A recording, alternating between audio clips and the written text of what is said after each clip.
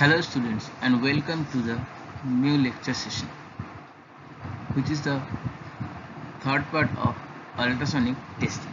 Myself Shanku Ghosh, Assistant Professor of Automobile Engineering Department at Dr. Sudhir Chandra Shu Degree Engineering College under the JIS group. Today we will discuss on the third part of the ultrasonic testing, which is module number 5 of non-destructive testing and application subject. This subject is the 7th semester automobile engineering students subjects. The subject code is AUE 705A. Before start the third part of this ultrasonic testing, we sorry, in the previous two class on ultrasonic testing we covered about its definition, working principle, sound, the basic properties of the sound beam, ultrasonic waves, its ultrasonic waves velocity, its behavior, attenuation, and its inspection methods. Today we will discuss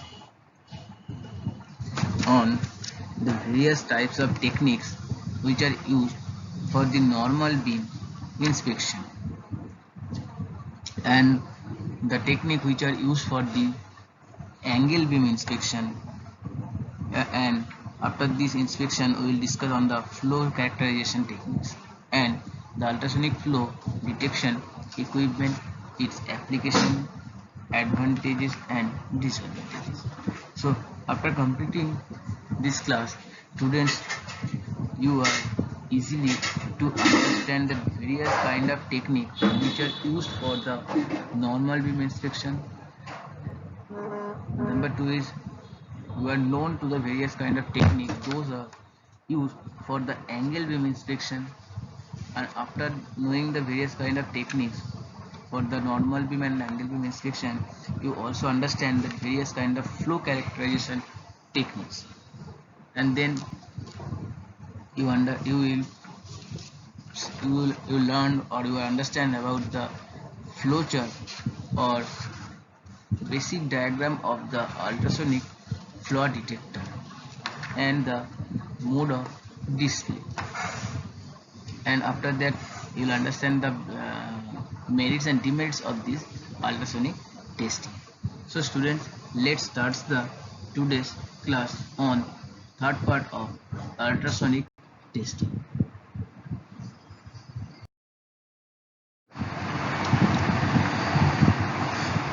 The topic is techniques for the normal beam inspection. It must be emphasized that the basic role of an ultrasonic flow detector, it must be emphasized that the basic role of an ultrasonic flow detector is to obtain and display information. Interpretation of the data must come from qualified inspectors. Automatic interpretation offers great potential, which is provided correct data have been furnished to the instrument. In order to demonstrate the basics of the ultrasonic inspection, discussion is made in this field view with the help of a few examples, that is fatigue cracks, inclusion, slag, porosity and the large grain structure, and the third one is thickness measurement for the corrosion detection. So student, let's start this fatigue cracks. Here is the picture shows the normal beam testing of bars for the fatigue cracks. Fatigue cracks are assumed to be planar in shape with boundaries well defined, providing sharp distinct reflected echoes on the screen. Fatigue cracks are assumed. The fatigue cracks are assumed to be planar in shape within the boundary which is well defined and providing sharp, distinct reflected echo on the screen. With the length of L, with the length of L and time t and a time t for a pulse reflecting at a bar end for a with the length L and time t for a pulse, a single pulse which is reflecting at the bar end, an echo of the defect present at a distance and the echoes of the defect which is present at a distance of a1. So students, here is the specimen where you use a transducer, and this is the total length of the specimen which is take t time to cover the to reflect the bar end, to reflect from the bar end. So from here it pulse is generated, then it goes there and hit at the end of this bar and return to the first position. So doing these things it takes t times, and if there is a crack, if there is a crack in the length of a1 would appear at time, which would appear at time at that is a1 by l into t, appear a1 by l into t bar on the screen. So multiple echoes of the flow, the multiple echo of the flow echo would also appear if the probe is moved away from the location. The defect echo would appear. The defect echo would disappear while the back echo remains. Multiple echo of the flow echo would also appear if the probe is moved away from this location. The defect echo would disappear while the back echo remains. For a circular shaft with a planar flow, moving the probe in a circular fashion around the outer extremity of the end of the bar should generate a pattern of rise and falling flow echo that will indicate the approximate size and shape of the flow. Where access to a suitable inspection location is available, it is useful to confirm the presence and shape of the flow by approaching it from a different direction.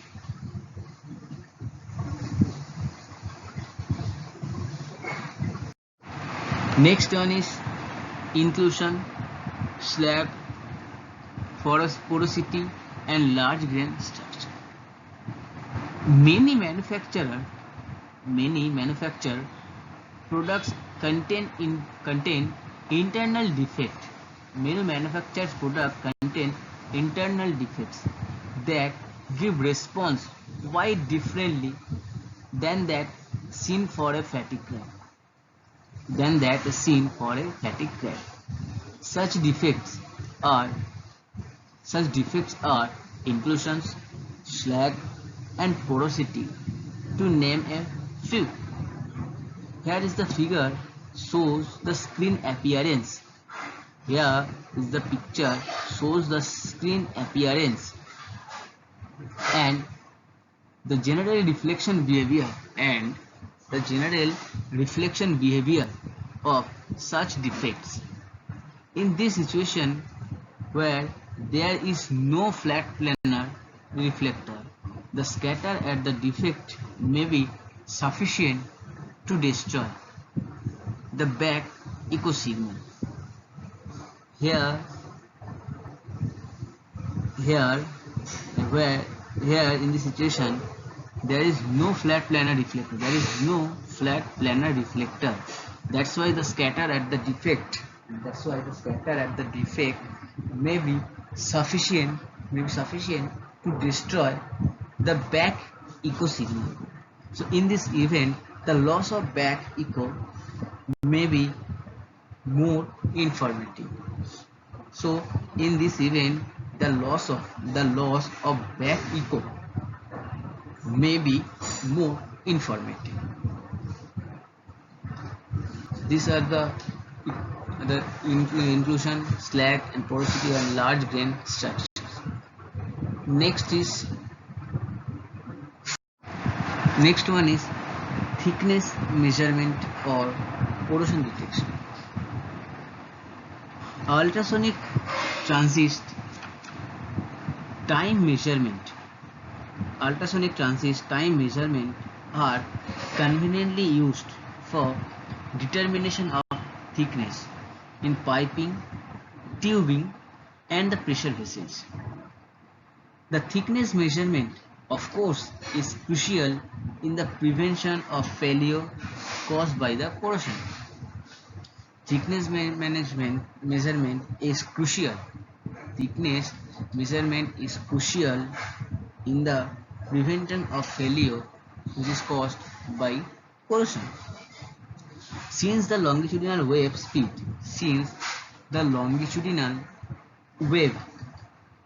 is essentially constant for a given engineering material, change in material thickness and may be determined quite accurately using the position of the back echo, which is obtained from conventional normal beam inspection.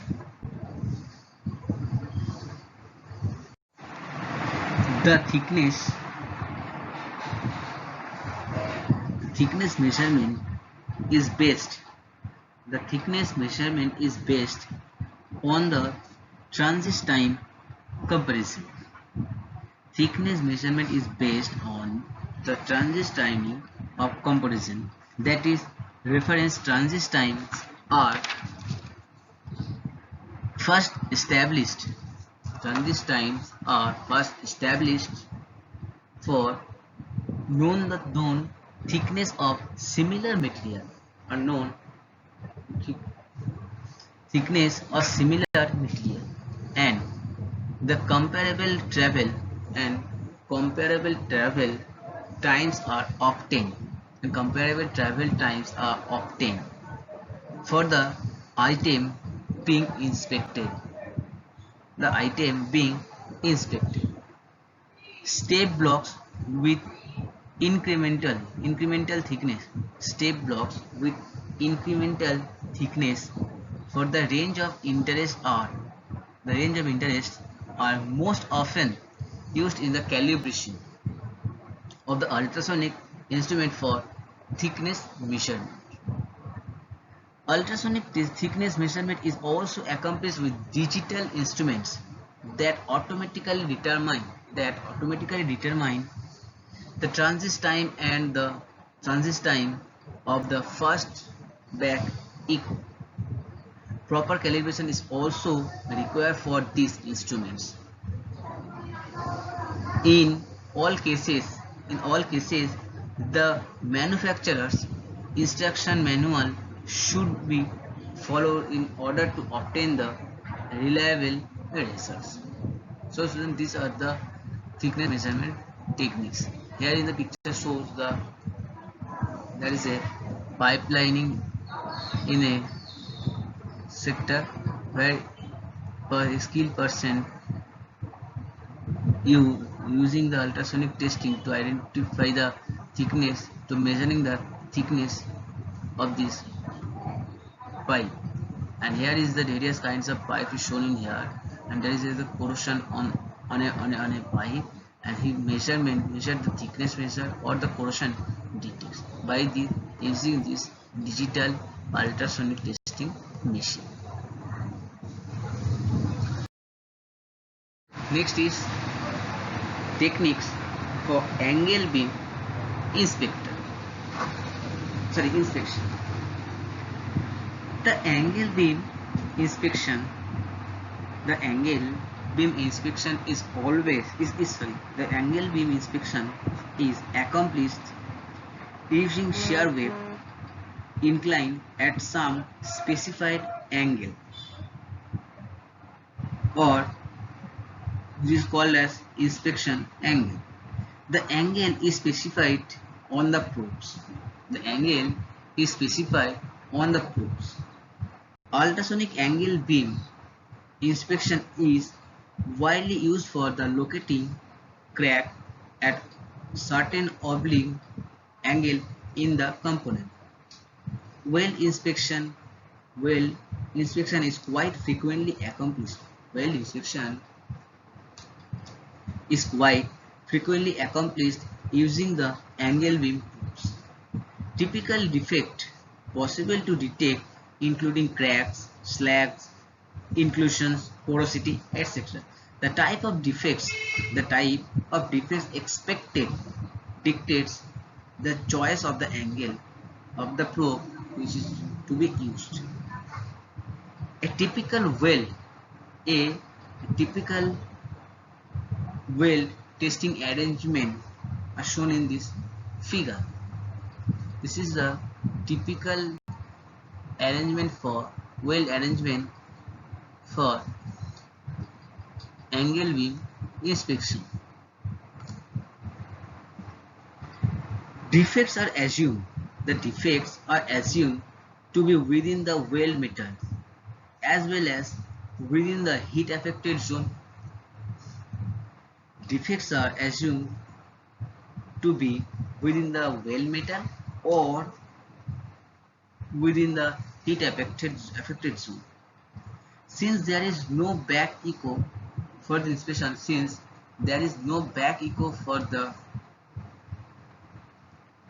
for this inspection, the correct proximity of the probe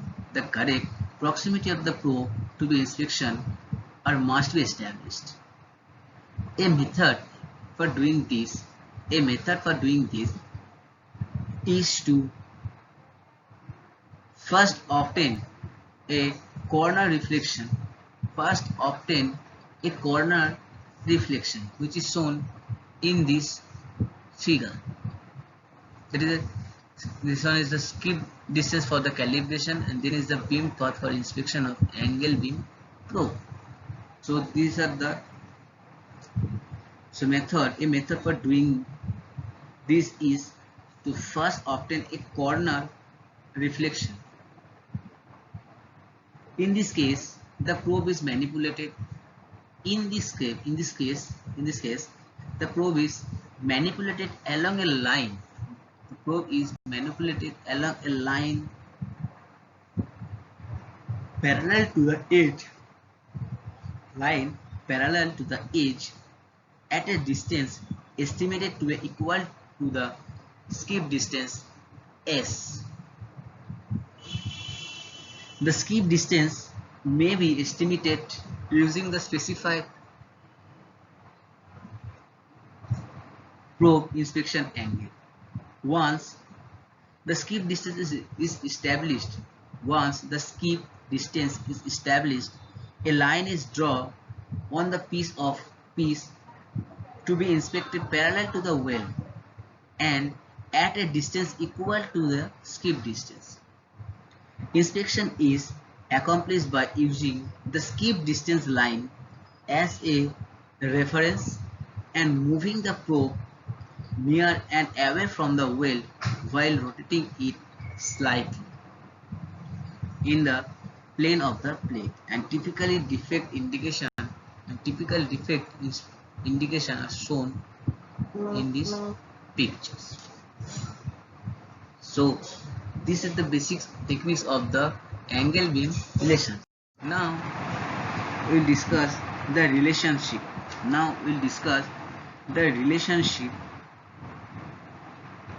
In between skip distance, material thickness, and beam path distance,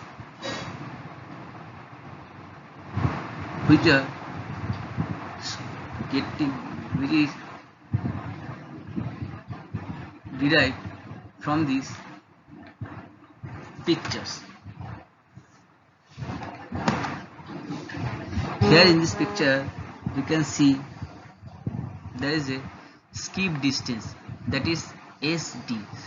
This one is the skip distance. Let's say 1 is a skip distance, and here is the half of is the skip distance. This is the center point, and the BP is the beam path, where BP is the beam path. T is the thickness of the part. T is the thickness of the part where the part is being tested, and the theta is the refraction angle of sound beam. Theta is the reflection angle of sound beam in this material.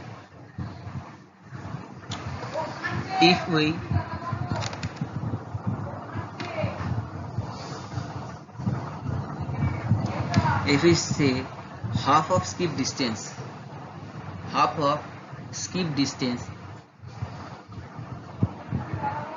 equals to T tan theta.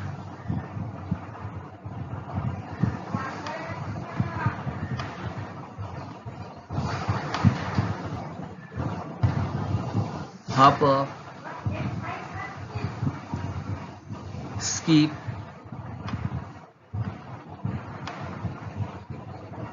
distance equals to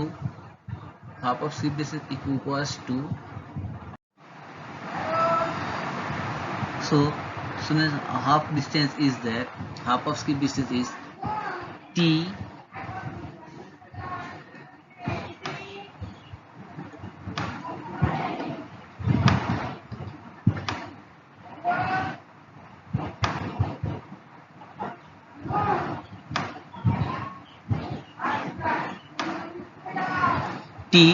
tan theta. Half of skip divided this distance is T tan theta, and then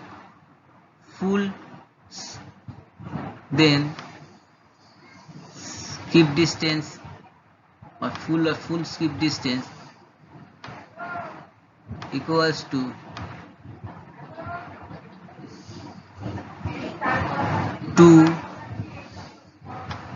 T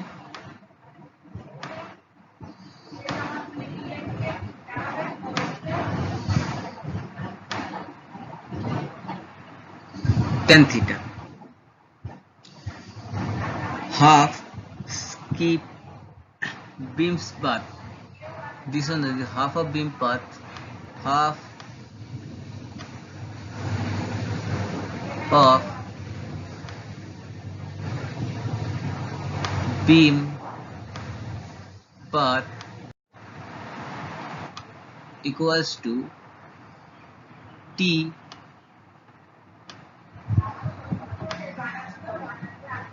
sec theta.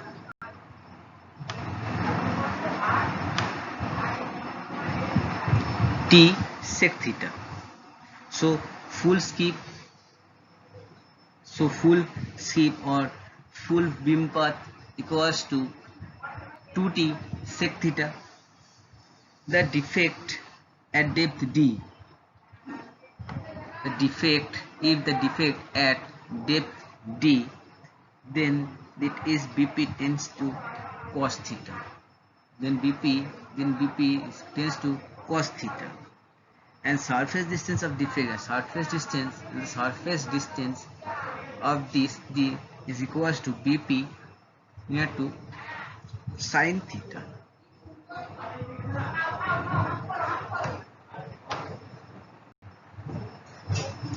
So these are the equation which is helps to identify the identify the inspection of, this is helps in identify the of angle inspection. Next is pipe inspection. Pipes of virtually all sizes can be inspected ultrasonically for internal and surface detection. In pipe, both manufacturing and servicing flaws can be detected. A typical arrangement for pulse echo inspection showing in this figure. This scheme would detect longitudinal flaws. As the probe is moved towards the past, the defect, the echo will rise and fall. So these are the picture of pipe inspection, where this is the pipe, the inner diameter of pipe, and this is the outer diameter of the pipe, and here is the plastic wedges where transducer is placed, and this is the cable connection. So in this way the pipe inspection is occurred. Next is flow characterization of testing. Correct information on the flow location, size, shape, orientation, etc. are important for making confident discussion on the appropriate corrective action for equipment's fitness for the purpose. Echo amplitude alone is not sufficient for sizing and flow correctly. Most widely used for flow size method for larger flows. In 6 decibel drop method, and for smaller flow it is 20 decibel drop method. Here the picture shows the principle of both the methods. The probe is so situated that the maximum echo response is obtained. Further, the echo is adjusted to full screen height by adjusting the gain. Next, the probe is moved. Laterally until the echo amplitude falls by 1/2 in the case of 6 decibel drop method. Here is the picture of 6 decibel drop method, and this one is the 20 decibel drop methods. For planar flow view, orientation perfectly normal to the plane of transducer. The method will correctly locate the edge of the flow, and planar shape of the flow would be traced. The methods have the inherent problem of being unreliable for flow of irregular shape and varying the roughness. So this is the flow characteristic. Next is ultrasonic flow detection equipment.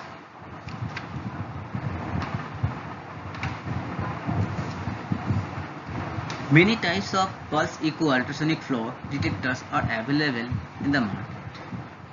In a flow detector, there are 3 essential working units, in addition to a power supply unit that provides direct current at appropriate voltage to the 3 working units. Here is the picture shows the block diagram of pulse echo flow detection. The 3 essential working units are as follows: pulse transmitter, receiver amplifier, and cathode ray oscilloscope. Here the free running time based generator is more complicated than in one ordinary oscilloscope, because after the end of a short-tooth wave is waits long enough for the reverberation in the test object to die down about 4 or 5 times the sweep time before a new sequence of events is started. Another function of time this generator, as in any ordinary oscilloscope, is to provide square wave signal to the signals for the cathode ray tube and ensuring that the spot appears only during the sweep period but not during flyback or waiting time. Just after the beginning of short-tooth wave, the pulse transmitted, the pulse transmitter is triggered and it delivers a fast rising short high voltage spike to the probe. An alternate system is sometimes favored. In this alternate system, the time base is of a single wipe type, so a single sweep type. In that case, a single additional unit, a clock pulse generator, is needed to do the triggering and to set the repetition rate. From the transmitter, the electrical pulse is fed through a cable to the probe, an external device which is not part of the flow detector itself. It is possible to use probe of different makes with a number of flow detectors. In the probe, the piezoelectric piezoelectric transducer is shock excited by a short. The high voltage pulse and made to vibrate as its own resonant frequency for a few oscillations, and thus radiating an ultrasonic pulse into the test object. It is heavily damped to keep the ultrasonic pulse short, normally just a few cycles. The ultrasonic echo pulse is picked up by the same probe which reconverts it into an electrical signal, but having a voltage many order of magnitude which is smaller than the transmitted pulse, so that it must be amplified before it can serve any useful purpose. In the receiver amplifier, the echo signals are amplified and filtered to some extent. In most flow detectors, there are two independent facilities to control the receiver gain. One is calibrated in decibel and another is uncalibrated. After amplification at the ultrasonic carrier frequency, the signals are rectified. And further amplified before being fed to the deflection plate of the cathode ray tube. Some flow detectors have various ancillary circuits, example of time varying gain control to compensate for signal loss with the distance in the material, a built-in monitor for semi-automatic defect indication, etc. So these are the basic diagram. This is the basic diagram of the ultrasonic flow detectors, and this is the ultrasonic flow detection equipments. Now comes to the mode of display. Communication the flow size and the shape to other is a very crucial part of non-destructive testing process. Decisions on removal of the part, repair or continued service need full information on the flow characteristics. The various types of presentation possible are given here. That is A scan, B scan and C scan. So then let's start with A scan. A scan, it displays the amount of received ultrasonic energy as a function of time. A scan displays the amount of received ultrasonic energy as a function of time. The relative amount of received energy is plotted along the vertical axis, and the elapsed and the elapsed time is displayed along with the horizontal axis. Most instruments with an A-scan display allow the signal to be displayed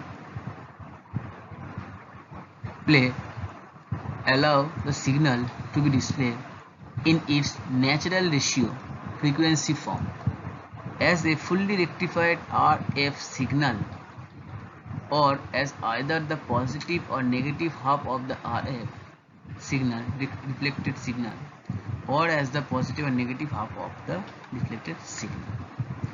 In the A-scan representation, relative discontinuity size can be estimated by comparing the signal amplitude obtained from the unknown reflector. The reflector depth can be determined by the signal on the horizontal time axis. So this is the scan. Now next is B scan. The B scan representation is a type of presentation that is possible for automated linear scanning systems, where it shows a profile of the test specimen. In the B scan, the time of flight of the sound waves is displayed along the vertical axis, and the linear position of the transducer which is displayed along the horizontal axis. From the B scan, the depth of the deflector and its approximate linear dimension in the scan direction can be determined. Thus, B scan is typically produced by establishing a trigger gate on the scan. Whenever the signal intensity is great enough to trigger the gate, a point is produced on the B scan. The gate is triggered by the sound reflected from the back wall of the specimen and by smaller reflector within the material. In the B scan image shown previously, line A is produced as the transducer moves to the right of this section. The back wall line BW is produced. When the transducer is overflow B and C line that are similar to the length of flow and at the similar depth of material are drawn on this B scan. And it should be noted that the limitation to display technique is that reflectors may be masked by large reflector near the surface. This is the C scan. The C scan representation is a type of presentation that is possible for automated for two-dimensional scanning system that provides a plane type view of the location and size of test specimen features. The plane of image is parallel to the scan pattern of the transducer. C-scan presentations are typically produced with an automated data acquisition system such as computer-controlled scanning system. Typically, a data collection gate is established on the A-scan, and the amplitude or the time of flight of the signal is recorded at regular interval as the transducer is scanned over the test piece. The relative signal amplitude over or the time of flight is displayed as the shade of gray or a color for each of the position where data was recorded. The C-scan representation provides an image of the features that reflected and scatter the sound within and out on the surfaces of the test specimen. So these are the C scale. Next is immersion testing. Immersion testing techniques are mainly for laboratory and for large installation carrying out automatic ultrasonic testing of large number of components. It either B or C scan presentation can be obtained using the automatic scanning techniques. It has some advantages like uniform coupling condition are obtained and the longitudinal and transverse wave can be generated. Longitudinal and transverse wave can be generated with the same probe simple by changing the inclination of the probe. So in the immersion technique, both the probe and the test specimen, both the probe and the test specimen are immersed in the water. The ultrasonic beam is directed through the water into the test specimen either as a normal beam or as an angle beam. When the normal beam technique is used, the water path distance must be always be longer than the distance is. When normal beam technique is used, the water path distance must always be longer than the distance is, which can be calculated by this equation, where A is equals to thickness of specimen into sound velocity of water divided by sound velocity in the specimen. When the specimen is still, the water path distance must be longer than 1/4 the still thickness. Otherwise, the first back wall echo overlaps the second front surface and defects near to the back wall may not be seen. So this is the techniques of the immersion which is used for the ultrasonic testing. Now comes to the benefits of this ultrasonic testing. It is sensitive to both surface and subsurface discontinuities. The depth of penetration for flaw detection or the measurement is superior to other NDT methods. Only single-sided accurate in determining reflector position and estimating size and shape. Minimal part preparation is required. It provides instantaneous results. Detailed images can be produced with automated system. It has other uses such as thickness measurements and addition to flaw detection. Its equipment can be highly portable or highly automated. So these are the benefits of these ultrasonic testing techniques. Now come to the limitation. Surface must be accessible to transmit ultrasonic. Skill and training is more extensive than with some other method. It normally requires a coupling medium to remote the transfer of sound energy into the specimen. So it normally requires a coupling method to promote the transfer of sound energy into the test specimen. Cast iron and the other coarse grain are difficult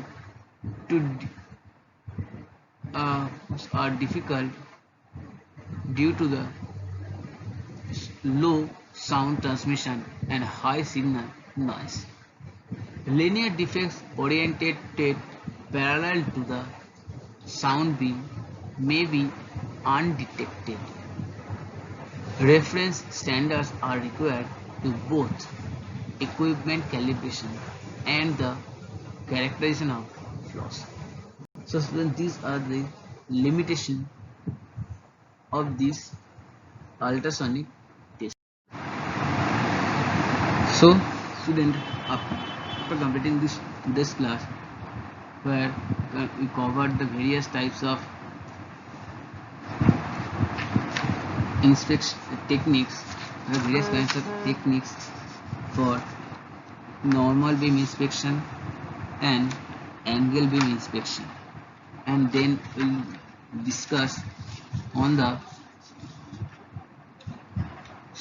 pipe installation and the flow characteristic discussion.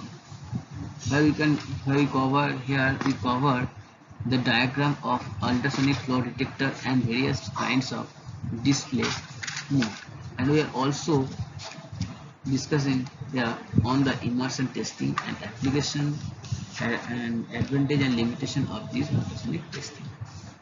So students, in the next class we'll discuss another topic. So till then, stay at home and stay safe. Thank you so much.